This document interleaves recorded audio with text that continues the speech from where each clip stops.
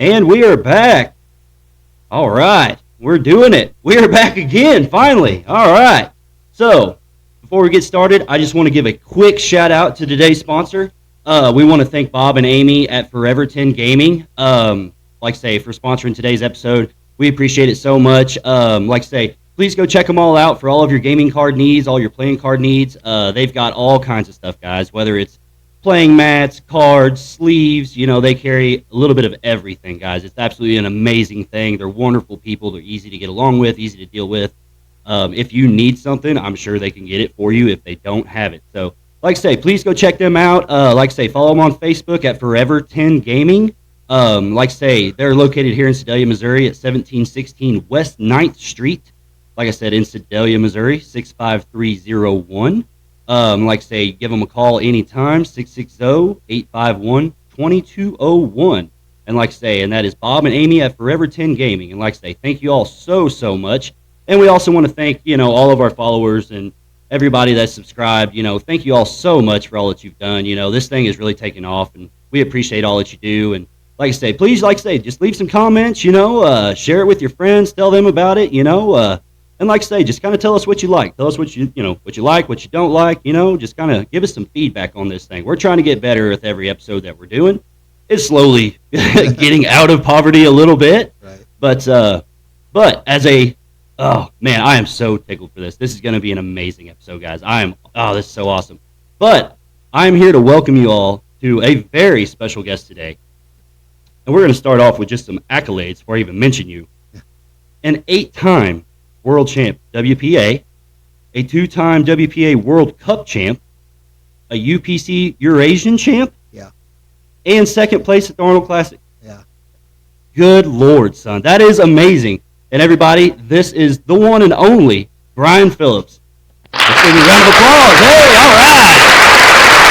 How you doing, man? Doing pretty good, man. I'm glad to be here. That's awesome. We're happy to have you, man. That is so awesome. I mean, dude, going through your accolades and what you have done, that's insane, bro. I mean, that's craziness. Now, all right, so just right off the bat, I mean, just kind of speaking of them accolades and stuff like that, how long have you actually been powerlifting? Ooh, 2019 maybe? Since 2019? Yeah, pretty fresh, actually. It was kind of an accident. Really? Yeah, maybe 18. Okay, but, yeah, all right. It was kind of an accident on there. Explain that. Explain what how'd you accidentally become a strong-ass dude? Well, I used to own Warsaw Fitness, so which you guys know, some of you've been there and stuff too. Mm-hmm. Little small gym, small town. I was really into men's physique and sports modeling and stuff like that. There's this guy, he was 80 years old. We became good friends, and he's been powerlifting since him and his wife. Still to this day, I think they're 85 now and still compete. That's insane. Yeah, he's like, hey, you're pretty strong. You should be powerlifting. I had really no idea what it is. I mean, a little bit. Right, but never looked into it deeply. And he's like, find a meet. So I found one, and APA meet in St. Louis is my first one, and went up there and got first place. So I ended up squatting 600, which for my age at that time was a world record. Wow. So, and that was your first meet? Yeah, first meet ever. First meet, first squat. Did you open with that? No. Oh, okay, all right. I opened with 500. I got you. And then ended up at 6, which is a big kind of gap in between Now, there. did you have any clue that was a record? Were you shooting for that? Did you have an idea going in, or was it one of them things when it was done, they're like, oh, hey, and by the way, and it's like, holy shit, what happened, Well, they kinda. I had browsed the website, looking at their records and everything. I was looking at all the lifts, and I kind of had an idea what I wanted. I knew I could squat 600. Mm-hmm. I had more in the tank in me, but I was just kind of being conservative. It was making sure I followed the rules, making sure, I was very into, each federation has their own standards on everything that they needed to be like. And so I was trying to make sure that I really stayed in that, realm of everything. And it went okay for me, That meet actually ended up being a qualifier for the USA powerlifting team. Really? Yeah. Wow. That's amazing. Now, is that amateur? Or is that it's American Powerlifting Association. Okay, all right. It's actually one of the originals. It's been around for it's an OG. Yeah, a long time. I will say that they kind of fell to the back burner lately with all the new federations coming out. A lot of USPA and stuff like that. All these other big ones coming out there. Right. But they're coming back strong. I see that they have built a better foundation. We have some people coming in. Like I went to meets that there's 2 people there, and I went to meets that there's 6. Exactly. Yeah. Or I went to one. When I went to Ukraine, it was 750 of us. So. Oh, we'll definitely touch on that Okay. for sure. Oh yeah, a little later on. But Yeah. so like speaking on that, like I've kind of noticed even for myself, with just a little bit of powerlifting and stuff that I've done, I mean, it's nothing like you, of course, but it's one of those where it's like there are all kinds of associations now. Oh yeah. I mean, it's insane. Yeah. You know what I mean? So it's like, do you have a specific one that you try to kind of follow, like, or is there like one that you see that maybe has a little bit more like, say like more prestige about it, like maybe there's better lifters in certain associations, kind of thing? You know what I mean? Yeah. That you can open up a whole Pandora's box on that. Everybody has their opinions on the different federations, of course. Right. The APA, I kind of stuck with them for a little bit because it's the one that I broke ground with. I got And you. so I still go and visit their meets. I still go and see. I have a lot of my friends that are starting off. I like to go there. Mhm. But there is definitely like a lot stronger, tougher federations out there that you're going to get involved in. And again, opening up more stuff is like a never-ending story of, are you a geared lifter? Are you a raw lifter? Whichever one. Some people tend to lean a certain way. Whichever way they go. Now, it all. I'm open for any of them. I want to go where the competition's at. I gotcha. That's what I prefer. Right. You know? Exactly. Yeah. Do you find any associations like are they regional? Like in a sense of like, can you hit like more APA meets obviously here than what you could WPA? Yeah, so your WPA is still APA. It's just the world powerlifting. So like if we travel outside, like all the world meets, or if we travel outside the United States, Right. then it's going to be a WPA. Mhm. The APA is American Powerlifting Association. So same. They fed. kind of go hand in hand. Yeah, same okay. federation. It's just are you doing a Missouri event? Are you doing Right. Are you going to Russia? Exactly. So it's Exactly. going to change from there. Yeah. I got you. Well, that's interesting.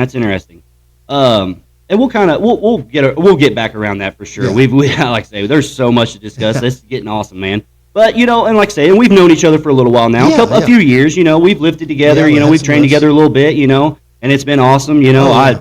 Geez, dude. I mean, even for like a little bit bigger guy like me, it's like it's very humbling and it's amazing watching you. And even like lifting with you, it's incredible. Well, thank you. I mean, just the confidence and the drive that you show is just absolutely incredible. You know what I mean? And it's one of those things that it's like it's very inspiring to certain people. You know what I mean? Because even like for me, it's like we're not like crazy age split here. You know what I mean? Yeah. It's like we're still relatively close to the same Yeah. age. And even like for me, like whenever I started training with you, I remember like this is no joke.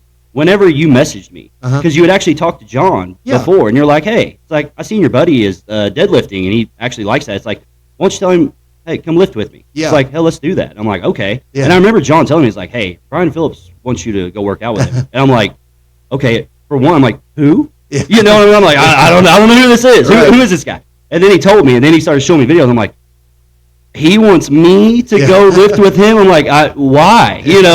And it was one of those things where it's like it was such an incredible experience, and I thought a lot about that. Like it meant a lot to me just to be able to show up and just do that kind of stuff with you because it was so much fun. It was an amazing experience. Yeah. Now, obviously, I am not a morning person by Right. no means. I was dragging really, really bad, but Yeah. it is absolutely amazing. But speaking of like the confidence and the drive and everything that you have shown even through me, it's one of those things where it's like, where did that come from? Have you gained a lot of that growing up, or did you get that a lot as you were growing up, even like from childhood? I'm gonna base some of that on trauma. Okay, yeah. It's like I'm a people pleaser, and I was always the small guy, and so like when I can prove something, it's always been something that it was like I enjoyed doing. Yeah. And I will tell you, it makes a love-hate for everything I've done. You've known the sports that I've competed in, and it sometimes it makes it. I got to be careful I don't lose the fun. Exactly. Yeah. I it's hard to get it out the right way. What I'm trying to say on that, I guess, but like I love it, of course, and it's something that I drive to do. Yeah. But it wouldn't matter if I was whatever I was doing. I like to try to put 100% in there. I like to try to be good at it. Or anything. And I'm not afraid to do things that I'm not good at. I actually kind of prefer to be the underdog. I kind of prefer to be the guy that nobody knows. Right. And so, exactly. Yeah. Now, have you felt like you've been an underdog? I mean, do you feel that way? Most of the time, is that a driving force a little bit? Thinking it's like maybe in powerlifting? Or yeah. everything? I mean, honestly, yes, in powerlifting, obviously, but I mean, obviously, in life in general.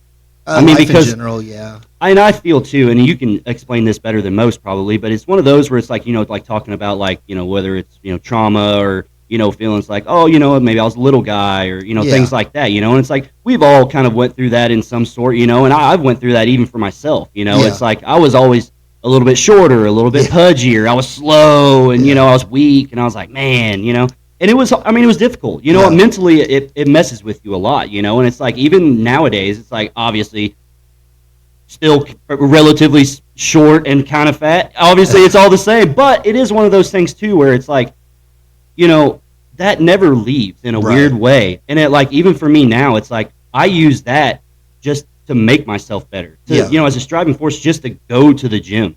Right. You know what I mean? Because it's one of those where, I mean, the mental aspect for me has always been the most important. Because that's where I always felt like where I was getting stronger. Yeah. It's like, yeah, of course, we're building muscle, we're moving weight. That's all good and fine and dandy. But I was noticing it just like how much it transferred through over just like the, whether it's personal life or just cognitive function in general, making work better, making sleep better, just attacking things differently, where, and especially like when you're lifting, obviously, you have to like kind of like get yourself ready to do it. You have to be like, all right, I have to do this. Like, let's do it, Yeah, I had a friend asking me the other day, like, do you get anxious? Do you get nervous? Are you scared? I yes and no. Like, it's like this thing of where like I have this like desire to feel like I'm gonna lose. Mm-hmm. Right. Like, I know that can't be really healthy, I guess, but like I have this like desire where it's like I don't want to go to a meet where I feel like I'm gonna just conquer it. I don't want to. I rather go. Which brings up another thing. The Arnold's the only meet I had never got first at. I got second. Right. I've won every one that I've been in since day one, since I started first tried. And I mean, even going to Ukraine, and winning over there, I got first at all of them. And, but I still have like, there was a little extra driving force for what's coming up in March because of that, because I would like to, to get that. Well, yeah. I can't ever have that perfect record now, but it's something that I'm almost 40, and I'm ready to, I want to get this one under my belt, and just have it. That's another driving force too. I'm almost 40. Right. I'm competing with guys that are 18, 25 years old, or whatever. Exactly. When I first applied, or the Arnold's an invitational only.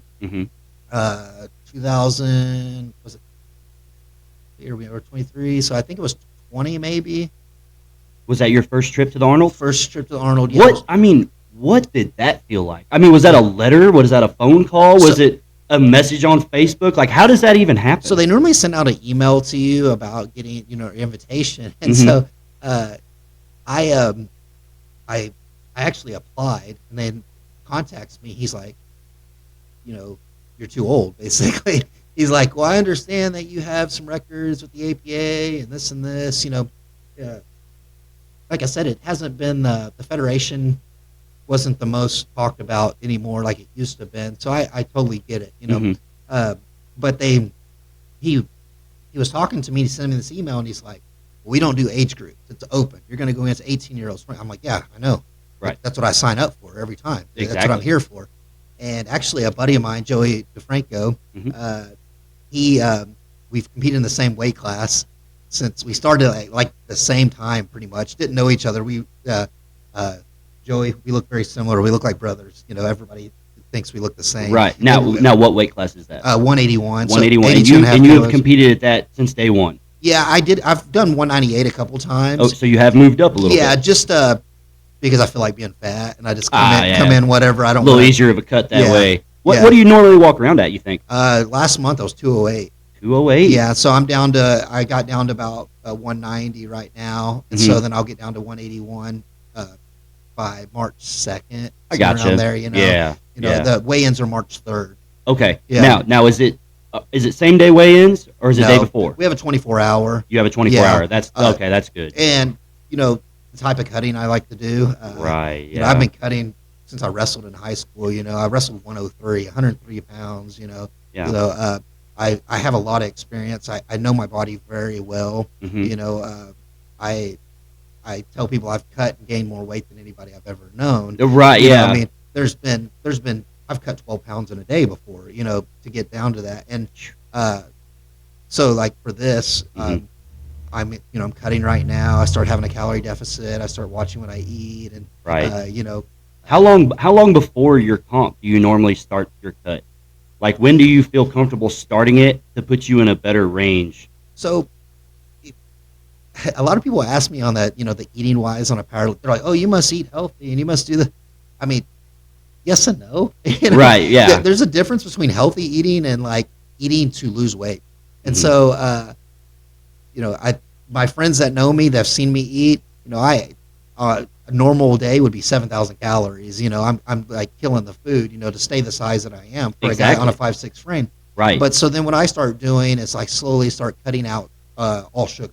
I got you. All my sweets are gone. Right. Like I only drink water really anyway, and then Mhm. just like so all my sweets are gone. Well, then my body, I start to lose weight just from that, Yeah. and then I start slowly cutting my calories back. And so like right now, I'm staying around 3,000 calories a day, which is still a lot for a normal person, but Mhm. my activity level and everything else, and when my body's used to eating double that, Well, exactly. or Yeah. triple even, Yeah. it's the weight starts to shred off on me. So I've hit a wall recently on my weight cut, Mhm. but I'm ahead of the game right now. Normally I would be 12, 13 pounds over Mhm. the week of. Gotcha. And so right now I've been getting down to 7 pounds over. I woke up this morning at 7 over. Now Nice. right now I went and smashed some Taco Bell. Yeah. Exactly. Yeah. I had a bunch of sandwiches for lunch, and so Mhm. I'm back up to like 193. But I'll wake up tomorrow 8 or 9 pounds over, and I'm feeling okay. So then Exactly. my training's strong. So I'm ahead of the game at the point, and I don't like to cut any of the water out, of course, until like the last 2 days. Exactly. And next thing you know, I can float that 10 pounds of water. The good thing about that is, like, as soon as I step on that scale, as long as I weigh 181.8 or less, Mhm. I can get big as I can in the next 24 hours. And if it's just water that's depleted, I can put it all back on. Oh yeah, exactly. so- And I mean, you see that a lot of sports that have to deal with Yeah. weight. Whether it's boxing, jiu-jitsu, MMA, anything Yeah. like that. Wrestling, huge Yeah. thing. And you was talking about how you were wrestling at like 103. Uh-huh. Was wrestling what kind of? I mean, was that like your first sport? Was that kind of like? I mean, what really kind of got you into just athleticism in general? I started playing football in 3rd grade. Okay. And so I even through I didn't play in high school, but I did through middle school. Mhm. Pretty poor family. We got to choose one sport. That was it. I got you. Yeah. Oh yeah. So when Exactly. I played football through there. My little 60-pound middle school body thought I was going to be in the NFL. Well, of And course. so Yeah. I didn't realize that I was 60, 70 pounds. Mhm. Yeah. I had, that little Chihuahua syndrome or something going on. 10 foot tall and bulletproof is what you was. exactly. And so I'm like, yeah, let me run the ball. Put me at middle linebacker. I don't care. Exactly, I never yeah. thought of it like that. And still today, it's kind of still the same, Yeah. And so football was where it was at in the beginning. Mhm. The wrestling coach was actually my 8th grade football coach, John Dunham, and he wanted me to wrestle. So yeah, sure, I'll try it out, Mhm. And then Mhm. I fell in love. Like all of a sudden, I'm like going against people my size. Exactly. All of a sudden I'm going, and then I realized like how important it was to be physically fit. Mhm. And so if you weigh 130 and I weigh 130, besides like having your physical ability, or like your knowledge of the sport, Mhm. can I outlast you? Exactly. Can I be stronger? Can we weigh the same Mhm. and I perform better? Right. That's the same thing that's carrying over right here with powerlifting. Mhm. I could actually last year at 198, the Arnold, I would have won it. I could have Really? went up a weight class, maybe even 2 weight classes and won. Your but- your total that you did at 181 could have won 198. Oh yeah, No yeah. kidding. Wow. But actually most meets I've noticed that there's now it depends on where you're at, but so I like to be the small guy that's the strong guy. Yeah. You know, that is my thing of like, if I can make 165, I would. Right. Yeah, I would. Oh, I would exactly. do it. But like being, I'm gonna be 40 in July. Right. I've said this a million times. Every time I go to cut, I was like, I'm not cutting again. I'm done. Mhm. And as soon as I'm done and I eat again and I'm getting fat again, I'm like, oh man, wonder what I can do at 181 next, in 3 months. Right, exactly, yeah. My brain won't let. Am I going to be 70 years old thinking the same? Right. Hopefully, it's just like. Now, whenever like say whenever you were little and you were playing football, and then like when you got into wrestling and things like that, it's like, did you know? I mean, did you have an unusual strength then? Like, did you notice? Like, did you ever think that what? It's like I'm kind of strong. Maybe it's like maybe I can lift a little bit more than some of these guys, even though I am smaller. I noticed in wrestling. You did. So by my junior year, I still wrestled 103 pounds. Mm-hmm. Now that wasn't easy to get to 103. That was a lot of cutting, everything else to get there. Now, were you relatively about the same size then, or were you a little bit shorter, probably, or about the same? You think? I was probably the same height. Really? Yeah. Okay. And so, man, at 103. Yeah, 103 pounds. Wow. I mean, I ran a lot. I wish I had a better guidance on how to eat, because it was. I mean, 10 miles a day was nothing for me to run. It was just things. So like back in so like all right, whenever you was doing that, so when you started wrestling, like what year would that have been? How long ago do you think that's been now? Let's see. I graduated in 2002. That was my senior year. That was your senior, so 98, 98, 99, somewhere around in there. I was horrible as a freshman. It was my first year ever even seeing a wrestling match. Right. I was from Texas. It was a football team. Mm-hmm. Football state. We didn't wrestle. Right. I mean, now they do, but like it seems to be, I notice it more, but like I never stepped on a mat before, but then Coach Dunham was just like, I want you to do this. And I was like, did he have a lot of football players doing that? Did you have a lot of them doing it? Really? I mean, Warsaw's a very small school, right. So it was very conjoined, like if you played football, you probably wrestled or played basketball. Exactly, you didn't have like very many like just straight up, basketball players or whatever, it was just like, we wouldn't have a team. Exactly. We just couldn't make one out for it like that. Yeah. And seeing like even whenever I was in school, it was the same way. Because I went to school in Tipton, which was a little bitty town, obviously. 1A school. We had, my graduating class, I think, had 64 kids. Oh, wow. If that, it was so crazy. we're about double that, probably. Right, so it's like I get the small town, like small community, small school kind of aspect. And seeing like in Tipton, it was one of those things where it's like, if you were a boy that had 2 arms, 2 legs, and breathed, you played football. Yeah. Like, that was the thing. We didn't know any different. Yeah. Because we all started, we start at 5th and 6th grade level. Yeah. That's like whenever I started playing football. Yeah. And it was the same way, it was one of those things where like that. We were very poor.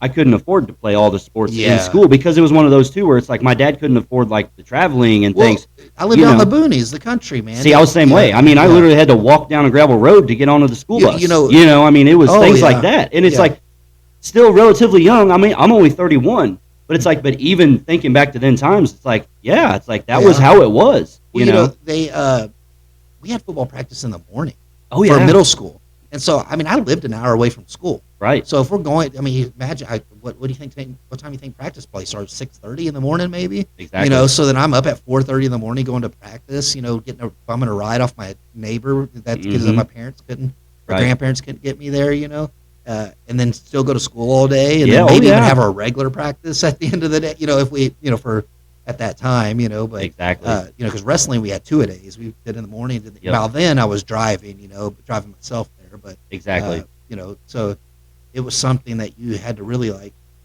Okay, I want to do this. Exactly, it's like you had to want to do it. Now, like whenever you got into school, like when you first kind of started noticing, like, okay, I'm really liking this wrestling thing.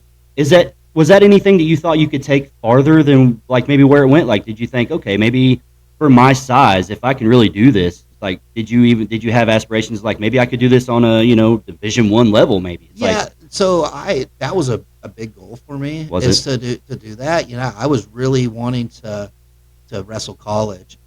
My senior year, or between my junior and senior year, I went to MU, went to camp. Their wrestling camp. It was a 10-day like intensive camp. So I signed up for the hardest camp that they had. Right. They had a couple tournaments, takedown tournament. I won that down there. Mm-hmm.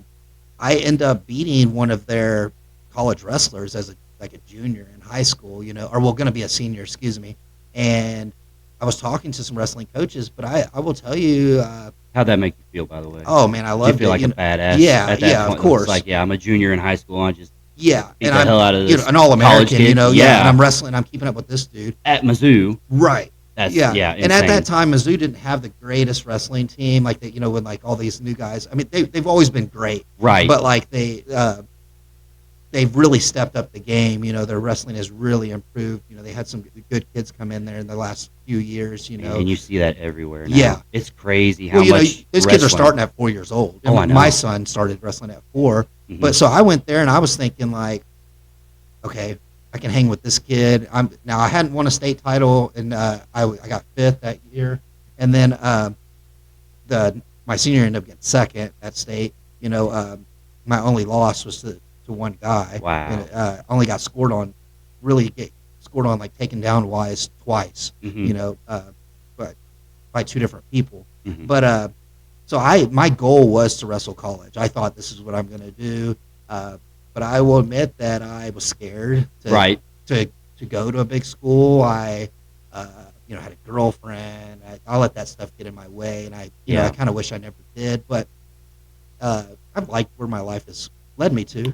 Of course. Now, did you like when at them times, like, did you think like, especially life after school, like, did you think, okay, just more school, 100%, like, or was there anything, because like coming from me, like, especially like that, growing up poor and stuff, and like even in high school, it's like, well, we had to have jobs. Yeah, I had a full time. I did too, and it's one of those like, basically at like 14, I had to have a job, because it was one of those where it's like, and my dad would drive me, it was one of those things where he understood, but by the time I was able to drive, it was time to drive. Yeah. And it was time to do your own thing, because like that, I mean, of course, our parents always have to deal with the fact of like, oh, it's like, you got morning practice? Yeah. Of course, and then like for football, we would have our 2-a-days, and luckily that was in the summertime, when it was, I say luckily when it's 115 outside at 6 in the morning, of course, but, and like luckily my grandma would drive me back and forth then, but, like that, I come, my dad was, he raised me by himself, so it was one of those where it was very difficult for him to get me to and from See, things. I was living with my grandparents at that time too, so about the same thing, same thing. That's the last thing they wanted to do, They didn't understand that stuff. Now they did support me through it, but they didn't understand, and it was, but my first year I only went to college 1 year, so I shouldn't say just my first year, but my only year, I was working full time, and so it was just like impossible to support myself, go to school full time, and do these, it almost become an afterthought. So it was long gone, and then kind of giving a little life story on that. I, doing the college thing of like partying, hanging out, stuff. Who doesn't? And I was probably 22 years old or so, and then Warrensburg College called me and asked me, "Hey, can you still make 125? You want to wrestle?" And I like had this instant like, "What the hell am I doing with my life? Let's go do this." Right. I didn't. But I actually ended up going to an MMA fight in Warrensburg. My buddy's like, "Let's go check it out." And I was like, okay. I hadn't done nothing. I haven't been working out. I haven't done training, nothing. Didn't lift even. I was just... Just living life. Just Young living man, life, chasing women, doing whatever you had to do, exactly, yeah. So yeah, website on there, phone number on the cage, call them. I was like, hey, I want to fight. He's like, okay. So damn. The promoter got me a fight, and I won my first fight, and, kind of went from there, and then... Now, what kind of training did you have? My only training was just my wrestling background. That's all you had going into an MMA fight? Yeah, I actually tore my meniscus in my knee, I don't know, 2 or 3 months before my first fight. Oh, good. Yeah, and I still fought. I went out there, I wrapped it up, and I tore it again in my first fight, but I had finished right when I finished the guy. I rear naked choked him, and so I was done. Oh, so you won your first fight? Oh yeah. If he would have got up, right. I would have been done. I would, because I basically had to get carried out. Oh, because my leg was facing the other way. It was done. It was one of those where it's like it's either gonna happen this way or it's not gonna happen. Yeah. So I had finished them. Right. And so luckily, the fight was over because I couldn't have carried on. But what'd you think after that? I mean, yeah, it's your first fight and your knee blows apart again. You're thinking, well, this was a one and done. Yeah. Awesome, I was I had the bug, so I was ready to get back. You were just ready to get back in there. Yeah. It's just all right, straight to recovery. I mean, did you? I mean, was it? I mean, you go straight to the hospital. I'm sure, right? Or I mean, did you tough it out? Well, they put me in this. I had no insurance. I had no money. Yeah, well, you know, yeah. They put me in this splint, like this one size fits all. Oh yeah. Yeah, if you're 6'2", exactly. You know? Your leg is still loose. It's not holding up. Well, like it was jamming up my crotch, and then it was like all the way down to my ankle. Past your foot. You're yes, like, yeah. I was like, you don't have anything in between. Listen, I'm like 5'6", dude. We gotta. Exactly. But I end up kind of just doing my own little therapy. It was a slight tear, so I didn't like blow it like completely. Oh, okay. But it was enough that I couldn't put pants on, like jeans, because it was swelled up so bad. Right. And then they doped me up a little bit, and trying to get inflammation down, and kept talking about surgery. They wanted me to, but I just never did. Really? And still to this day. Oh, you still haven't? No. Wow. Yeah. Well, and here's the thing. I mean, and I've seen that with a few guys that's had some knee injuries where they know there's been a problem for sure. Yeah. But it's one of those where it's like, but they don't want the surgery. They're like, I'm not doing it. I ain't digging with it. I'm going to do something else. And they will come and they will get glucosamine and chondroitin and hyaluronic acid. And they're like, we're going to try to rebuild this thing. Yeah. And, some of them can get it done. And it's absolutely incredible. It hasn't affected my squats, really. I mean, I'm over here squatting 7. That's what exactly. But I will tell you, when I first started powerlifting, anything over 225 on my back, I looked like I was having a seizure, because my knees would be shaking. Quaky. Yeah, they would shake, and just the stability I've built in them.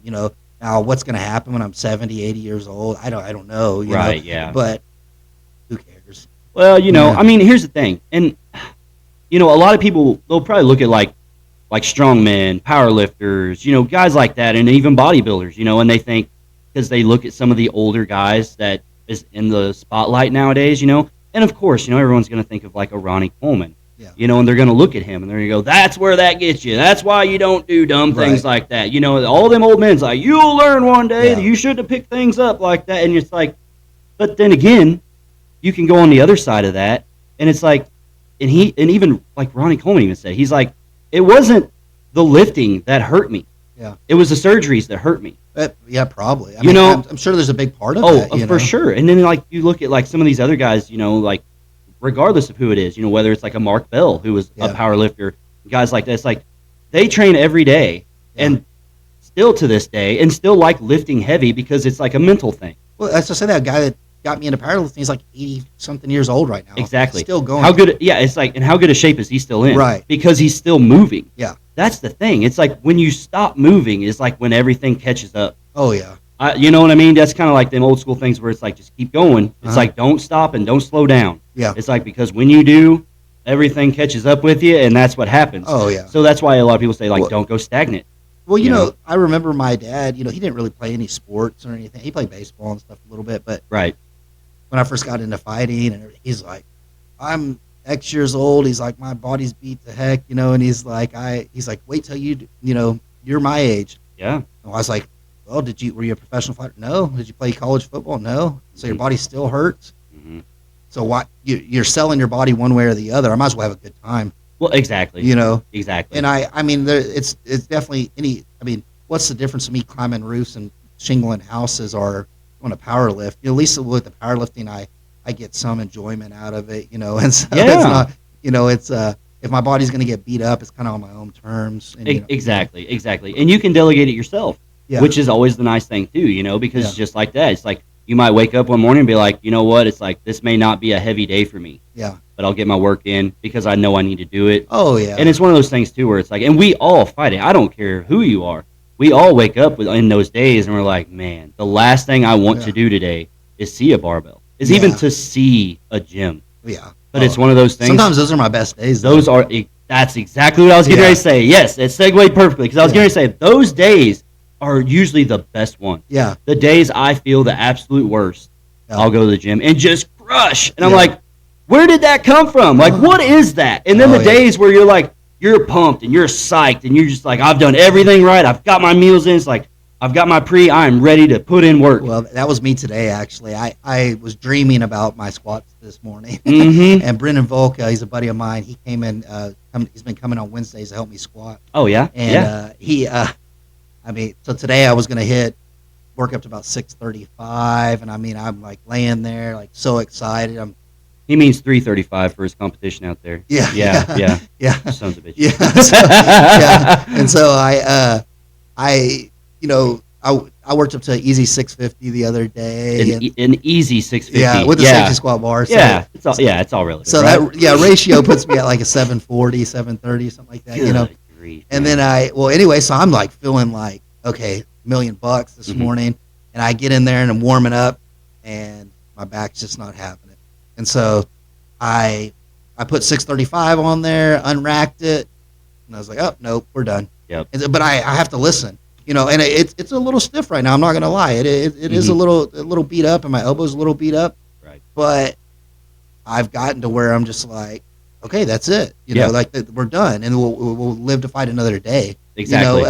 It is a little mental to me sometimes because like here I am, I'm stoked. I'm like feeling good. Had a good breakfast. I got the calories in. I'm like, ready to just kick butt. And then it just, it put me back in my place. It'll humble you. Yeah. It's amazing. And it was, excuse me, I didn't even get up to my heavy lift. It didn't even get up there. I didn't make it that far. Exactly. That's why all them old school guys, and you've even said it too. It's like respect that lightweight. Yeah. It adds up to the big weight. Oh yeah. It's like you have to attack it the same way. You know. Yeah. I mean, I've seen a lady used to come to my gym. She's actually the first lady who taught me how to wrap my knees. Oh really? And see. You had a lady teach you to wrap your knees? Yeah, she was. That's I awesome. never wrapped before, and she's like, "Let me show you how to do this." I'm like, sweet. And I fell in love with it since then. Oh yeah. Also with the stability issues I was having, it was like, oh, now I feel 10 times more confident on there. And so she used to come to my gym all the time. Watched her bicep blow up on like a 10-pound dumbbell, and this is a girl that looks like 500 pounds. Exactly. So it's not like this is. She's warming up, just going, and she's like, "Here, I've been powerlifting for 30 years, and I've never torn a muscle, and I tear a muscle on the smallest dumbbell in the gym." Exactly. Yeah. Because it just could happen. It can happen at any time. I mean, you go grab the groceries wrong. Exactly. How many people do you know that they're like, "Oh, I got a stinger on my neck." Oh yeah. Or their shoulder hurts. That's exactly. They're brushing their hair. Yeah. It's like I mean, you can even see it in some people. It's like I've seen a person hurt themselves getting in a vehicle. Yeah. You know what I mean? I mean, it's like I get it because especially like after a heavy squat day, it's not the next day, but it's the day after that. Yeah. Yeah, it's like trying to sit on a toilet or get out of the shower, trying to get out of bed in general. You know, good grief, man. Oh yeah. It's amazing. But it's so funny because like that kind of pain, it's like you almost kind of tend to like it every now and then too. It's like for me, it's kind of a weird thing because like it'll remind me. It's like, oh yeah, hey. Maybe you should do this more often, bud. Right. It's like maybe you shouldn't skip a leg day. Like they say, don't skip leg day. And it's like, and we've all done. But it's one of those, of course, you get the gym bro thing. You in there, and it's like, you know what, I'll do some squats. And then you see the squat machine's taking. You're like, oh, gym bro out. I'm doing arms. Doing all arms today. That's what I'm doing, I pretty much train alone, like unless I have something where I need a spot. Yeah, exactly.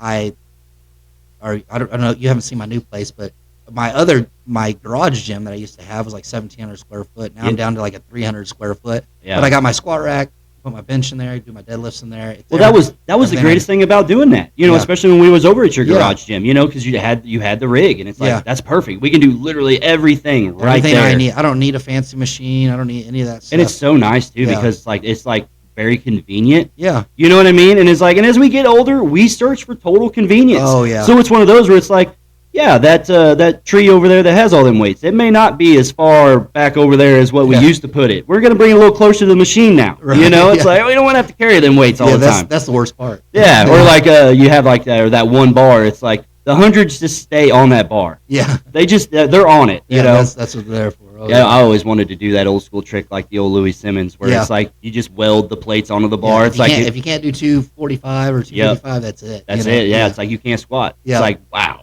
Yeah. Oh man. Like if they was to do that for bench, it's like count me out. I'm done. I'm out. I'm out. Don't do that. Yeah. But yeah, I mean that's crazy, man. It's incredible though. And it's really awesome too. Like talking about like having your injuries and stuff like that, and just like overcoming that. Through yourself. I mean, which is impressive. It is really cool, and like I really like that too. And I think more people need to speak on that as far as like when having those injuries and actually like really pushing through them. and then utilizing what you have learned from the lifting to treat your problem. Yeah. You know what I mean? Because it's one of those where it's like you see it all the time. And it's like, say, even if you get hurt with a lift, a lot of times what hurts you can also fix you. Yeah. You see it all the time, you know, and it's like, like talking about like the Louis Simmons, you know, like with the reverse hyper. It's like, how awesome is that? You know, it's like he broke his back. Ends up creating something he's like, that Larry Bird used to save his back. Exactly. You know? Yeah, and it's like create a machine to work the back, you know, to get a different stimulus. That way it's working different adductors and stabilizers. Now every powerlifter, every CrossFit, anybody, they're using that machine. You know, and if you're not, you're missing out. Yeah. That thing is incredible. I really need to be taking advantage of one. I don't have one in my gym or at all, but it would be nice to. And for me, it's a must. Yeah. You know what I mean? It's like deadlift days, heavy back days, like I do it. You know what I mean? It's like I won't leave without doing it most times. You know what I mean? And it's kind of one of those where it's like I remember when I very first did it, I hadn't never even heard. I didn't even know what the machine was. Yeah. You know, I had seen John do it, and he's like, "Yeah, just do this," and I'm like, I was kind of watching. I'm like, "Is that doing anything? Right. Like this just looks uncomfortable. Like you know, like it looks like it's gonna squeeze out a fart before it does anything. You know, and that's kind of how it felt. You know, but then when I really started kind of learning more about like the powerlifting and then things like that, and about Louis Simmons and Westside Barbell, I was like, wow, it's like, okay, I see what this machine is about now. Yeah. And then like as I was having like some issues for myself, you know, because like I was doing a heavy deadlift one time with not proper form. Yeah. Ego lifting, you know, what's ego lifting get you? It gets you hurt. Yeah. And it hurt me bad. You know, I had a hip go out and my pelvis at the same time. Wow. Yeah. And it was one of those where it's like I was immobile. Yeah. Like I literally, like it all happened, and I was like, all right, like you know, adrenaline, you know, things are still moving, inflammation's brand new, so you don't really, you're okay, you're still mobile. Yeah. And and I remember telling John, I was like, man, that felt bad, and he's like, you all right? I'm like, yeah, I'm okay. We finished the workout, everything's fine. Yeah, oh yeah. That's. Go ahead. Like you say, get home that evening. Yeah. And then I was sitting on the couch, and I was like, all right, I gotta take a piss. I'm gonna get up. Nope. Couldn't. Literally had to crawl to the bathroom. I've been there before, yeah. Yeah, and had to have him help me like put on my pants in the morning and stuff. It's like I mean I couldn't move. I was like, I don't know what is wrong. It kind of reminds me of myself on some things though, because like I kind of hate it and love it, but I don't have that capability of just like forcing that super grind. It's probably saved me from a lot of injuries. Yeah, like I've seen these guys that can just hang on to that deadlift for dear life, and they're just giving it. Their soul's leaving their body, and I would like to be able to do that in a competition, but I'm like, oh nope, it's not there. Set it down. You know, it's like done. You know, whatever, and it's like competition wise, if I grinded out that extra 10 pounds or 5 pounds, whatever, it could be a game changer for me. But would it carry over in the gym, and then I'm over here doing more than I probably should have? Now all my stuff is like percentages, it's based out. You know, I'm not lifting 100% all the time. Exactly. I really about 51% is about heavy as I go. Now, do you do like as far as like your training method, like talking about in that kind of an aspect, being that you go by percentages? Do you find yourself doing more conjugate style nowadays, like really working in percentages? Because I was watching some of your videos and stuff that you got online and stuff too, and I was noticing like the bands and doing, like reverse band style lifts and really working. Yeah, I just started adding in reverse. So you really never messed with them. Right. But yeah, the conjugates method is probably more my style. I used to just be strictly like a dynamic lifter. And so like when the speed was there. Right. But like, I don't know, it's like bench press, I could just get anything off my chest, but then I would die toward, halfway up, And so when I went to that conjugate method, adding the bands in and things like that, my body was recovering faster. I went down to 4 days a week instead of 5 or 6 days of lifting a week. And so then like my lockouts got better. So I may have slowed down a little bit the speed. Like my 405 squat's probably going to look like my 600 squat on the speed wise, but like it's not a race, It's exactly. It's like as long as you finish it, whatever, it doesn't matter. But like when before, I had so much speed coming out of that hole on anything I did that I could drive through that last little bit in there and be okay. Now that power with these bands and the chains and everything is like they're longer.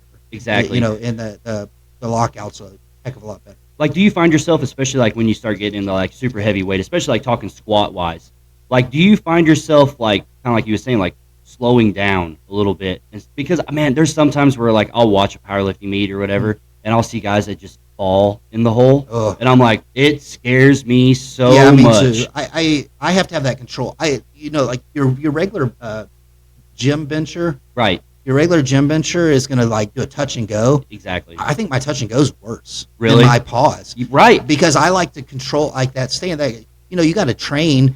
A train's it's super powerful. right, As long as it's in that groove on the track. exactly. And so you move that thing over 2 inches off it's not going nowhere. Not going And so nowhere. it's the same way with me, like on a bench or squat or a deadlift. If I slow it down and I stay in that groove, I have all this power. But if I try to do this like speed bench where I'm like slamming in my chest, I'm going to be worse. Exactly. Yeah, I don't have it. I don't have it there. It's so whatever you see me benching at the meet is probably what I bench at home. Maybe 5 or 10 pounds difference, you know, because I only bench that day, or I'm a full meet person. Exactly. Squat, bench, deadlift. Right. Yeah. I want to be good at all three. I want to do all of it. I don't want to be a bench only. Now, Yeah. maybe when I get older and my back's not like, hey, we're not squatting no more. Maybe, Mhm. maybe I do bench only or something like that to just stay relevant. Exactly. Do you find like, I mean, as you've gotten older, do you find that it's harder to keep the endurance, like to push through? Because here's the thing: it's like, obviously you're getting older, but you're also moving more weight. Yeah. It's not like you're going backwards in weight. It's like Right. you've only progressed. So it's like I could only imagine.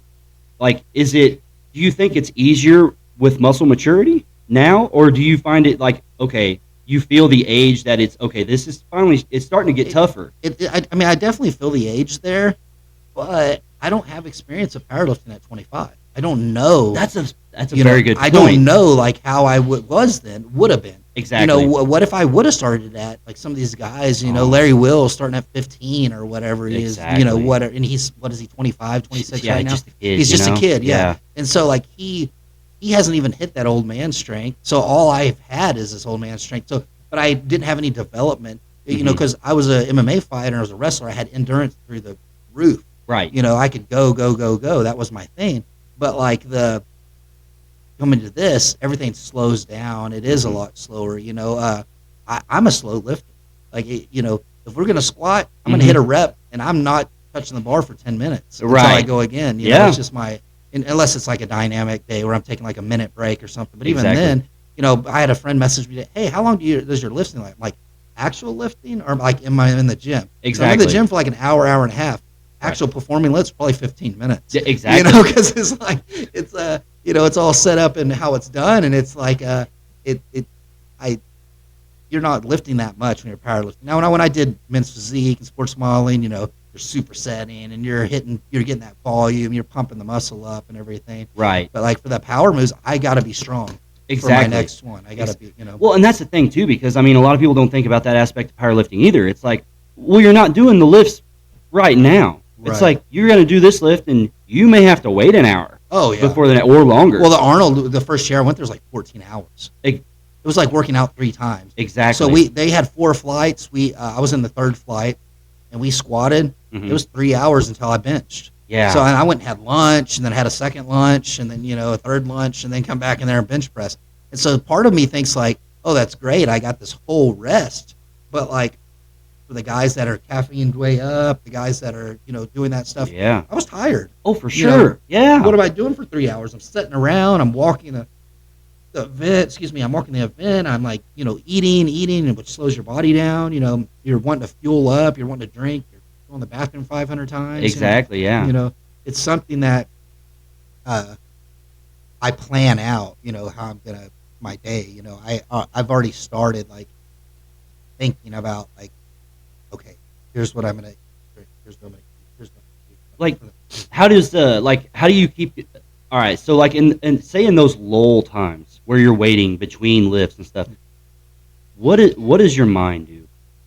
How's the mental game in that aspect? Like, is it hard to stay positive throughout that whole time, or is it one of those things where it's you just lean back and say, trust the training, trust the process. I'm here for a reason.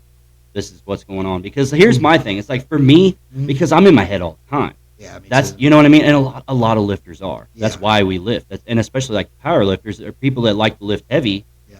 It's a mental thing. It's not because a lot of us like we do it, yeah, for to be strong and things like that and to feel Yeah. confident. But it's like, but it's about the mental aspect. It's like if I don't do this sometimes, I know it and I feel it. Well, I have to get at least one rep in each event Hmm. to qualify. Right. To place. And so there is okay. All right, we got squats out of the way. I got at least one. You know, so now it's bench. I got to at least get one. Hmm. I notice a lot of lifters, that anxiety goes away as soon as they get that first squat. Right. Squat's like the hardest. You got to hit depth. You got to get all these judges. You got so many more commands than you do on any of the other ones. Right. But for me, deadlift Yeah, man. is the worst. Yeah. And so I am not calm until the end of the day. You Yeah. know, like I'm stressed out. Like crap. Okay, I had an amazing squat, amazing bench press. Should I lower my deadlift to something super easy just to get on the board and then go up there, or am I wasting a lift? Or am I being too conservative? Exactly. Whatever. And so that is a lot of stress for me on that part Is of it. it? But throughout the day, I kind of just like to Do you chill let it out. fuel you? do what? Does that anxiety, does it fuel you better? Or does it, I mean, how does that affect you though? Like, here's the thing. I mean, you've won a lot of the comps you've been Yeah. in, so I don't feel like it affects you in a negative way too bad. I do better under pressure. That exactly. I perform like it with pretty much anything. I can perform better with the crowd. Right. I mean, I think a lot of people maybe too. It's just like, Is it confidence or is it fear? maybe both? I don't know. I mean, because into my mind, it's like, well, it's a little bit of both. yeah, Because it's one of those where it's like, I'm confident in doing this. It's like, I'm not afraid of failing, Mhm. but it's almost like in a weird way, it's like, but there's always a little bit of fear because it's a Yeah. new stimulus. It may be a new weight, or it may Yeah. be something like, especially in a comp where you're just like, well, okay, maybe it's a weight that you didn't think you were going to have to hit. yeah, And that's a different thing too, because like, okay, I had this plan going in here, and all of a sudden, somebody is blowing me out of the water on certain things, Yeah. and it's like, oh hell, it's like I have to go up 15 more pounds than normal Yeah. just to beat this guy. And Well- it's like, I've never even had that on the bar yet. I kind of like those mind games a little bit on stuff. The Arnold last year, I had this guy. He was strong, Mhm. and the guy that beat me, and I didn't perform as well as I should have, but I still had like 20, 30 pounds on him on squat, Hmm. and should have been like 70, but I missed. Yeah. Bench press. We opened up on the same on squat. We opened up on the bench. I end up missing 420 on bench. He gets it, so I have like a 10-pound lead. I knew he had amazing deadlift on there, Mhm. and I don't. Mhm. And so we went over there. He pulls 585, but it was a grinder. Mhm. And so I'm at like right now, I'm sitting at like 560 or something, whatever on my second attempt. About to go to my third, Right. and I picked like 570. So 570 is going to give me a meet PR, Mhm. whatever. But what does that matter if you're getting second place? So I went over there and I see like, okay, I weighed in less than him. I weighed like 177. He weighed like 178. So gotcha. if I tie, I win. Yeah. And so I went over there and I bumped my deadlift to 600, which I Mhm. haven't pulled 600 in a meet before. I've pulled 610 at home, a little heavier, but never pulled 600 in a meet, Right. which normally is weird. Normally somebody squats, they normally squat deadlift about 20% more. Mhm. Well, anyway, they give or take. Mhm. But anyway, I see him over there, and this is something I kind of get off on. I changed my changed my third attempt to 600. Yeah. In my mind, I'm like, I know it's there. Mhm. I can get it. Can I hang on to the bar? But I've never done it. This and this. I see him. He's looking at the board. And he's like, I hear him like, oh shit, like, Mm-hmm. he bumped up to 600 because now he knows. He's looking at you going, that son of a bitch. He knows if I tie, if I Yeah. pull this, that he's done. Exactly. He knows that. And so I put all this pressure on him. He misses his dead. Mhm. And I could see in his face, he's like, crap. It's Yeah. like I put that pressure in his eyes or in his brain, like, because now it's not like in the bag anymore. Now Exactly. he has to step up his game Yep. to pull what he's going to pull. And he was going like 620 or something like that, 610. Mhm. And I missed. But Hey. it was worth it. Exactly. It was worth it to well, me. yeah, exactly. It was Hell yeah, like, Well, those mental games, man. Yeah. I mean, here's the thing. It's like, you know what? What else do you have to do there? Yeah. Because, it's one of those things where it's like, there are certain sports that are that way because it's such Yeah. an individualized sport. And I know it's way off subject, but it's one that you see it in, especially because I've been doing this. So it's like, all right, like if you was to go to a bowling tournament, and I know it's two different worlds, but you'll like if say one guy's on one lane, you're on the next lane, and you're both at the ball return, and it's one of those where it's like, who goes first? Yeah. Well, for me, I'm always like, oh, go ahead. Yeah. I don't want to hold you up. Yeah. Just doing that is a mind mess enough that it's like it gets them to thinking, oh, I need to hurry up. Yeah, I got to rush. I'm in the way. Process. Yeah, and it makes them rush, and it'll make them throw a bad shot. Yeah. And then you get up there, and then you just take your time. Yeah. You do everything like you need to. You throw your shot, and it's good to go. Oh yeah. And then they're looking at you like, you son of a bitch. Like Yeah. I should have made you go first, and now I got to get this spare. It's like Yeah. exactly because it's just like missing a lift, Well, I normally come out of the gate hard on my squat. I normally have this big lead. Squat's my bread and butter. Right. And so when my squats didn't perform at the Arnold last year, I was a little like, okay, we got to put pressure somewhere else. And Exactly. the 420 bench was like an inch off. I just wasn't there. Mm-hmm. And if I would have got that, then we would have been setting at. Or I think I hit a 410. I can't remember. I went 410. Then, Right. or 405 or something like that, and then missed 420. But regardless, like if I would have got that, I would have closed that gap. Now I wouldn't have had to go 600. I could have went 585, Right. and I probably would have got it because 600 was almost there. It just wasn't there that day. I got you. And but the joy of putting the pressure on. He's a great guy. He's a freaking amazing lifter. I watched him. He's not going to be there this year. I'm a little bummed about it. I was just getting ready to ask. I'm like, are you going back against this guy? This was that was something I thrive off of. Mm-hmm. So, because he beat me fair and square. I didn't perform, Right. but who says that he did perform as well as he could have done too? Exactly. And maybe he's thinking like, crap, I got first, but Right. And so I've been watching his YouTube or his Instagram, and he's strong, man. He's made some big gains. He's a lot younger than me. I think he's under like 27 and stuff like that. So he's got a good career coming in this. I'm happy to see him. Well, that's good, what man. he's doing. That's awesome. But do you have? I'd like to go again. Well, exactly. Yeah. Oh, yeah. You never know. You might see him again. Yeah. Do you have? Before we end it off here, I do want to ask you, what are your goals for this Arnold? Do you have any specific goals that you want to hit? Any numbers, maybe? You don't have to say specifics. Yeah, I'd like to hit a 700 squat. Okay. I think 730, 740 is there. Right. Today I got a little bummed when I didn't, my back tightened up on me, and I only went to 575. Right. It flew up. I could have hit it for 5 probably. Right. But it was, and then bench, 425, 430. Okay. And then deadlift 600. Nice. Because I'd like to get that 6 in a meet. Exactly. I've recently pulled 610 plus, and so bare hand and everything like that. My grip is the worst part. So I'm up there, getting around 1,700 total for 181. So not bad. Right. Right. There's definitely stronger guys out there, but Yeah. age wise, Exactly. I'm in the top like 8 in the in the world. Basically in the world. Exactly. For yeah. your weight and the numbers that you put up, yeah, for sure. Man. Yeah. And I mean, and that's oh man, that's absolutely incredible. I mean, those numbers are huge. I mean, absolutely massive numbers. I can't wait to see how you do, man. Yeah. I mean, keep us informed. Like say, we're definitely going to have you back on. We want to hear a recap of everything that goes on. Like say, we wish you the best of luck, my man. Yeah, like say, go crush it, dude. I mean, for real. Yeah. Like say, we're rooting you on. Everybody, like say, shout him out. Like say, root him on. He's going to Arnold, and that's in Ohio. Yeah, Columbus, Ohio. Yeah, you got Arnold, posing in front of the, his statue out there. Now, what dates are you competing at? I'm going to leave the 1st, but I actually weigh in the 3rd that morning and compete the 4th. The pros are competing on the 4th. Are they televised at all? Do you know? It's like pay-per-view. Okay. And so all right. yeah, they have around 400,000 spectators come through there. I think they said. With COVID the past couple of years, it did slow the numbers down. Of course, was like anything else, Okay. blah blah blah blah. But I'm gonna blog everything. So Okay, I mean, yeah. I'm gonna put it on YouTube and stuff, Yeah. Instagram. There you go. We'll share some with you guys. Yeah, for sure. That'll be great. And so I mean, probably down to me buying my oatmeal cream pies. For Well, my yeah, competition, man. Hey, that's the thing about it. People want to see it. Yeah. They want to see it all. Yeah. It's the behind the scenes is what people really want to see. See me grumpy and pissy. 'cause Oh, I'm cutting weight, and so, exactly. It's like that's what we all love, man.